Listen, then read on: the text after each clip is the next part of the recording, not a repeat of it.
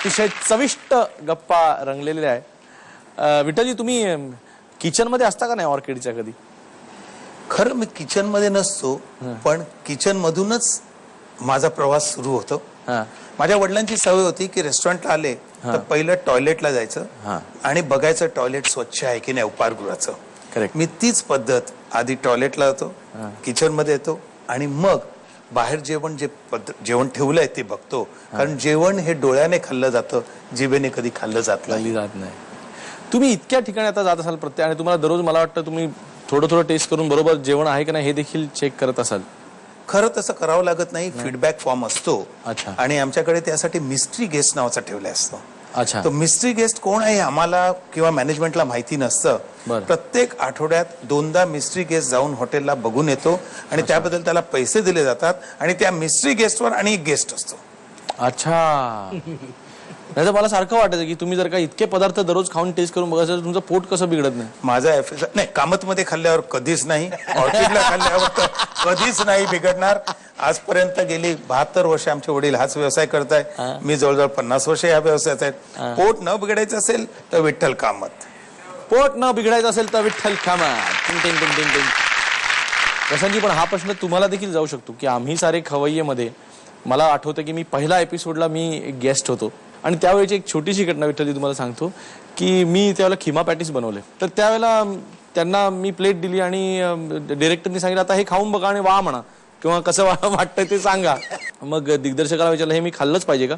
तर दिग्दर्शक म्हणलं हो, तुम्ही जरा टेस्ट केलं, सगळं संपू नका, थोडासा एक टेस्ट घास कॅमेरा समोर खा आणि मग सांगा कसं वाटलं ते. त्यांनी तो घास खाल्ला, वा वा छान छान कौतुक केलं. ब्रेक झाला आणि ब्रेकमध्ये मी म्हटलं का हो, तुम्हाला असं आवडत नाही का खायला? नाही म्हटलं अवधूत, मी नॉनव्हेज सोडून साधारणपणे आता 15 वर्ष झाली. Great, hats off. आणि 15 वर्षानंतर त्यांनी नॉनव्हेज एकही क्षणाचा विलंब न करता खाल्लं, कारण जॉब, कामाप्रती असलेलं ची कमिटमेंट. मला वाटतं याच्यासाठी एक जोरदार टाळ्या झाली पाहिजे.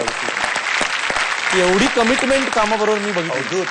माझ्या वडिलांना कधीही गिरायकाने जर उष्ट अन्न टाकलं अर्ध किंवा जास्त तर किचन मध्ये येताना खाऊन बघायचे.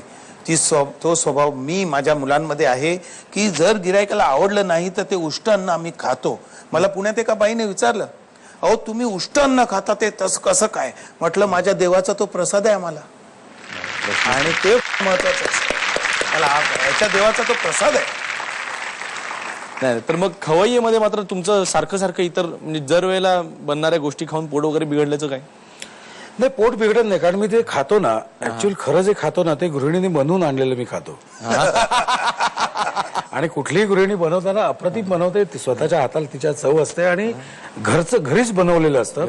तिथे जे बनवलेलं असतं ना ते आम्ही खातो नाही अशातला भाग नाही, कारण ते सगळं चांगलं असतं. पण मी प्रत्यक्ष जे खातो ते गृहिणीने बनवलेलं खातं. त्यामुळे सगळ्या गृहिणींच्या कृपेने आशीर्वादाने माझी तब्येत उत्तम आहे, अजूनही काही झालेलं नाही. खवय्येच्या इतक्या सगळ्या प्रवासामध्ये एखादा आठवणारा किस्सा छोटासा? एका गृहिणीने मला शेवग्याच्या शेंगांच्या सालाची भजी करून खायला घातली. अरे मला आवडेल खायला. पण नंतर मला प्रश्न पडला होता मी हे का खातोय, कारण ते सालात काही शिल्लकच नव्हतं. असं आहे का?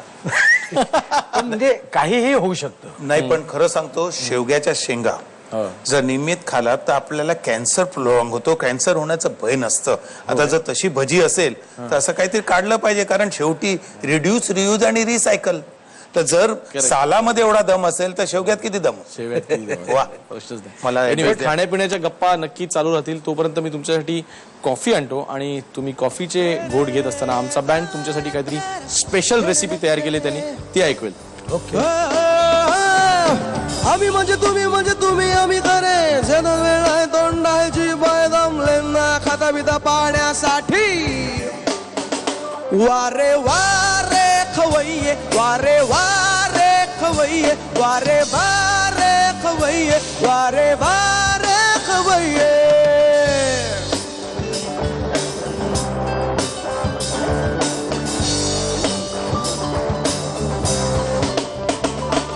स्वतः सुद्धा कधीतरी नवे काही बनवावे. किती किती दामलेचे चोचले हे पुरवावे. अधून मधून लोकांनाही पदार्थ वाटत जावे, एकटे एकटे खाऊ नये.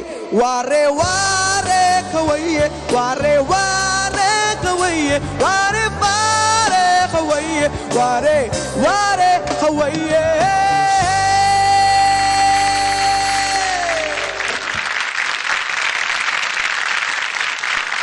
कसं काय वाटलं गाणं?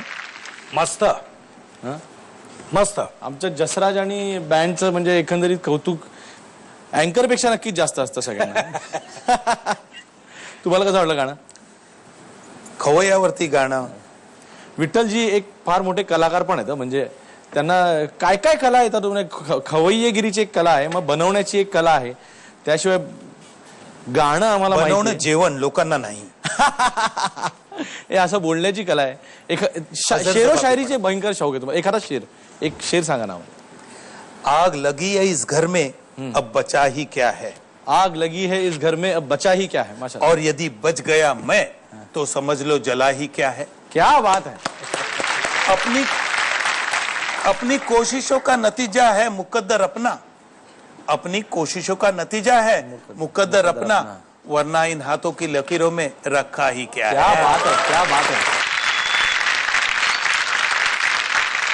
असेच तुमचे शेर आणि हे विचारच सगळे तुमचे असे डायनॅमिक आहे ना. अरे जेव्हा मनुष्य दुःखात असतो तेव्हा त्याने म्हटलं पाहिजे, कोई न मिला ऐसा जिस पर दुनिया लुटा देते, कोई न मिला ऐसा जिस पर दुनिया लुटा देते, हर एक ने की बेवफाई किस किस को सजा देते. क्या बात है. दिल का गम दिल ही में छुपा के रखा, अगर बया करते तो खुदा को भी रुला देते. क्या बात है, क्या बात है, क्या बात है. तुम्ही ज्या प्रकारे सगळं घडवले ना, तर तो जो तिसरा शेर आहे जो जगात सगळीकडे प्रसिद्ध आहे की खुद ही को कर बुलंद इतना कि हर तकदीर से पहले खुदा बंदे से खुद पूछे कि बता तेरी रजा क्या है. तर त्याची आठवण येते मला अगदी. नाही, त्याच्यावरती जाधवगड झाल्यावरती शरद पवार साहेबांनी विचारले, अरे आणि पुढे काय. तर मी म्हटलं, खरोखर त्यांना अभिमान वाटला आणि आनंद वाटला बघितल्यावर, जिंदगी की असली उड़ान अभी बाकी है, जिंदगी के कई इम्तिहान अभी बाकी है, अभी तो कर ली बस मुट्ठी भर जमीन, सारा आसमान अभी बाकी है.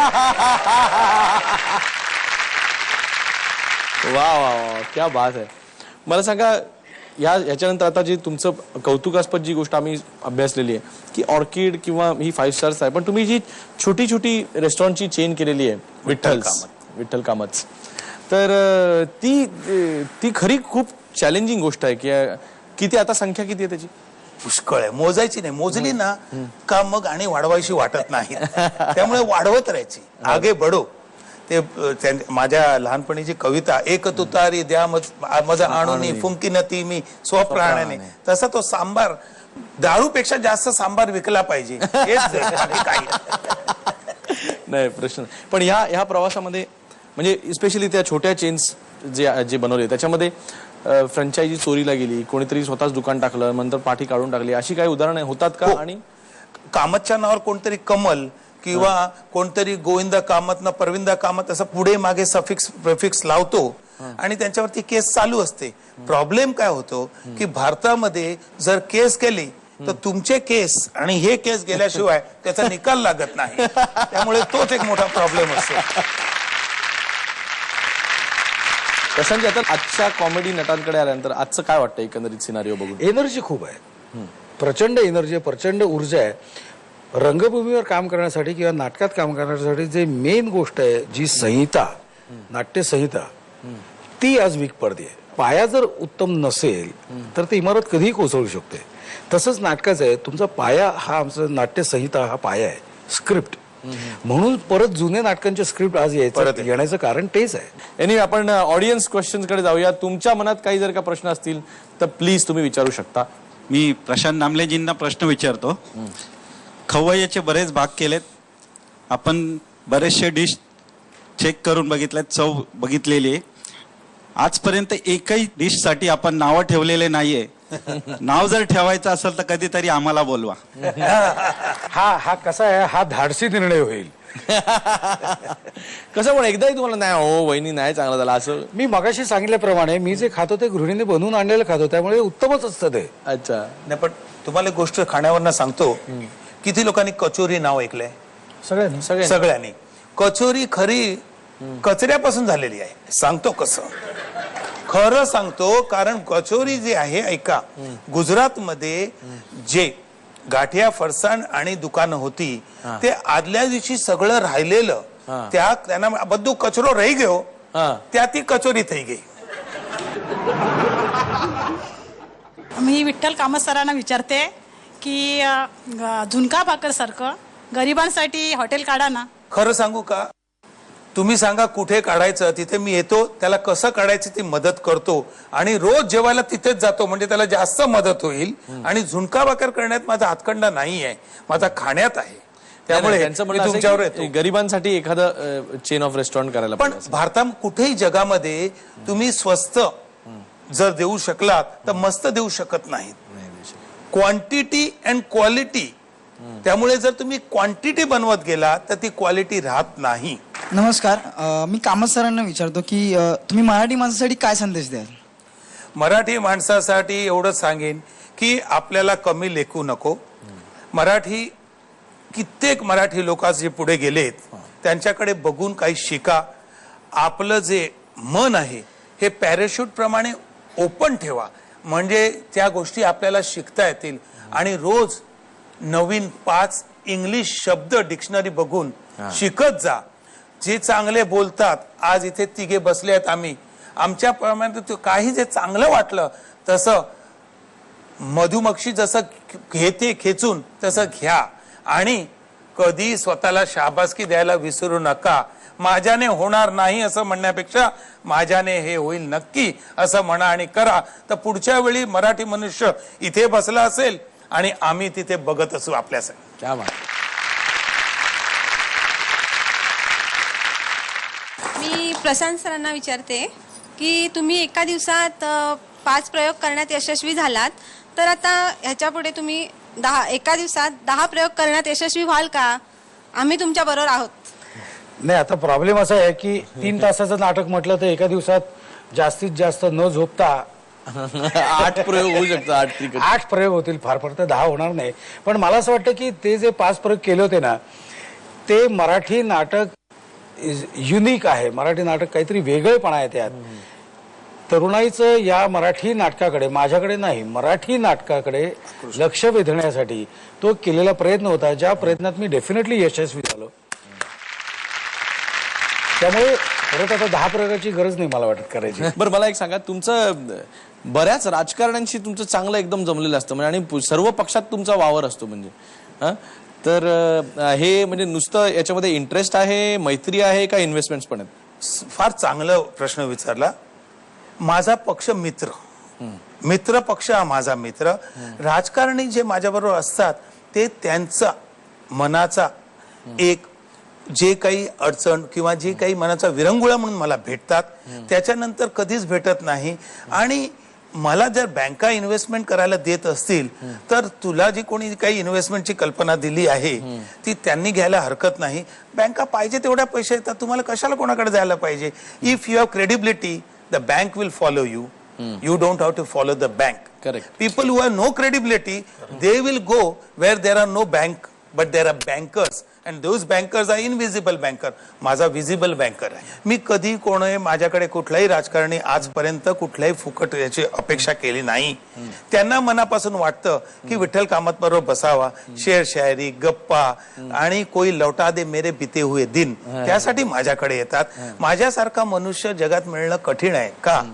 तर मी कुठेही गातो नाचतो, मी गातो नाचतो आनंदे उत्सव करीतो, गातो नाचतो मी गातो नाचतो, असं आहे ते. कधीही कुठे, कारण मी माझं स्वातंत्र्य अजूनपर्यंत गहाण ठेवलेलं नाही. मला जे करायचं आहे, ज्या गोष्टी लहानपणी करायला मिळाल्या नाहीत त्या मी आता करतो आहे. कारण आणि किती वर्ष राहणार माहिती नाही, पण देव विचारेल, अरे तुला सगळं काही दिलं होतं तरी तू तुझ्या जीवनात मजा करू शकला नाहीस. नाही, मला सांगायचं मजा करूनच आलेलो आहे. क्या बात आहे. मला गाणं आवडतं. आता तुम्ही बोललाय गाणं आवडतं, तर मला तुमच्याकडे एक गाणं ऐकायचं आता. अरे गोवन गाणं ह्या वेळेस सांगतो. अरे वा. म्हणतो, हाव साहेबा पोरतुरी वैता दामुल्या लग्नाक वैता, म्हाका साहेबा वाट दाखय, म्हाका साहेबा वाट कळना. हाव साहेबा पोरतोरी वयता त्या मुल्या लग्नक वयता म्हाका साहेबा वाट दखय म्हाका साहेबा वाट कळना गे रे साहेबा